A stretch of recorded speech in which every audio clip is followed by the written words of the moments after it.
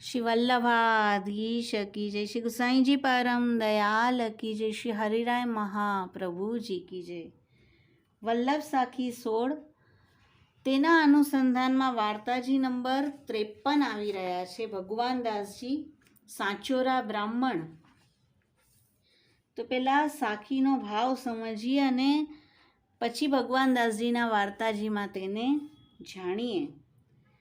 यश ही फैल्यो जगत में, अधम उदाहरण आय, तिनकी बिनती करत हों, चरण कमल चित लाय।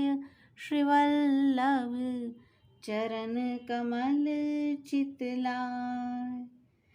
શ્રી હરિરાયજી કહે છે કે હે વલ્લભ, જગતમાં આપનો યશ આવો ફેલાયો છે કે આપ અધમ જીવોના ઉદ્ધાર માટે પધાર્યા છે। તો આ દરેક દૈવી જીવ, ચાહે તેઓએ કંઈ પણ દોષ કર્યા હોય, કેટલા પણ પતિત હોય, તેની હું વિનંતી કરું છું। ચરણ કમલ ચિત્ત લાય, અને મારા ચિત્તને આપના ચરણ કમલમાં લગાવીને આપને વિનંતી કરું છું। તો પોતાના દૈવી જીવોને માટે શ્રી હરિરાયજી આ સાખીમાં વિનંતી કરી રહ્યા છે શ્રી વલ્લભને કે આપ દોષ સામે ન જુઓ। અને વાર્તાજી ભગવાનદાસ સાચોરા બ્રાહ્મણ કે જેને શ્રી ગુસાઈજીએ શ્રીનાથજીના ભીતર્યા કર્યા છે, સેવક તો છે શ્રી વલ્લભના, નિત્ય લીલાના સુંદરી છે, લલિતાજીના સખી। અને શ્રી ગુસાઈજી કહે છે શ્રીનાથજીના ભીતર્યા થાવ, રસોઈ બાલભોગની સેવા કરો। તો ભગવાનદાસજી સુંદર સામગ્રી કરતા। એક દિન ભગવાનદાસજીએ સામગ્રી કરી તો દાજી અને બિગડી ભોગ ધરી। સામગ્રી જે દાજી ગઈ હતી તે જ તેમણે ભોગ ધરી દીધી। શ્રી ગુસાઈજી ભોગ સરાવવા પધાર્યા। આવી બિગડી સામગ્રી જોઈને ભગવાનદાસજી પર બહુ ખીજ્યા, સેવાથી બહાર કર્યા। અને ભગવાનદાસ તો એક કોનામાં બેસીને રુદન કરવા લાગ્યા કે હવે હું શું કરું। શ્રી ગુસાઈજી એટલે ખીજ્યા હતા કે સામગ્રી બગડી ગઈ તો બીજી કરવી હતી, બિગડી સામગ્રી પ્રભુને ભોગ કેમ ધર્યો, આળસ કેમ કર્યો, અમને કહે તો અમે કરત, આના કારણે ખીજ્યા હતા। પછી ભગવાનદાસજી ગોવિંદ કુંડ પર અચ્યુતદાસજી પાસે આવ્યા। અચ્યુતદાસજી નિત્ય લીલાના મધુરા છે, એટલા બધા મધુર વચન છે, માનો અમૃત શ્રવ્યું હોય તેવી આપની વાણી છે।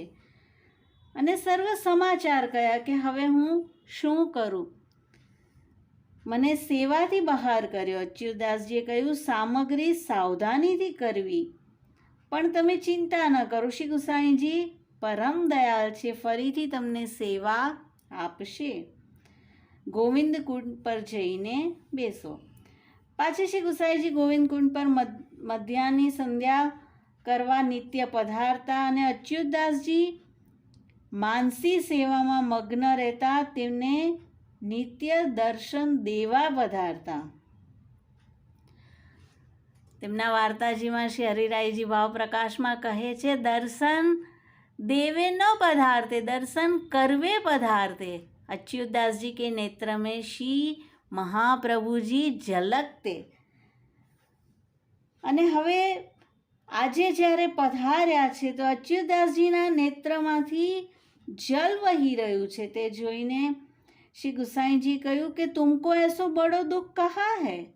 अच्युतदास ने कही महाराज, श्री आचार्य जी ने जीवन को तुमको सौंपे है, सो आपको तो बहुत जीव अंगीकार करना है, और जीव तो दोष सो भरे है। आप अभी ते जीव को दोष देखने लागे तो जीव को उद्धार आप कैसे होएगो।